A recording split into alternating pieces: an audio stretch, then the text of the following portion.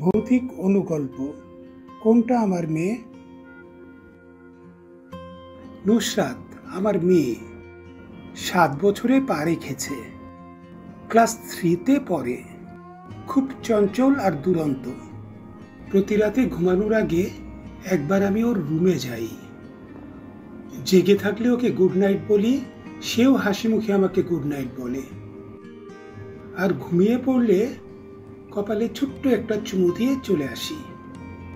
প্রতিদিনের মতো সেদিন রাতেও নুসরাতের রুমে ঢুকলাম। দেখি মেয়েটা আমার খাটের উপর জড়সড় হয়ে বসে আছে। আরে, ওকে তো কখনো এমন জড়সড় হয়ে বসে থাকতে দেখিনি। কি হয়েছে রে মা? মেয়েটা আমার বলল, বাবা, আমার খাটের নিচে কে যেন বসে আছে।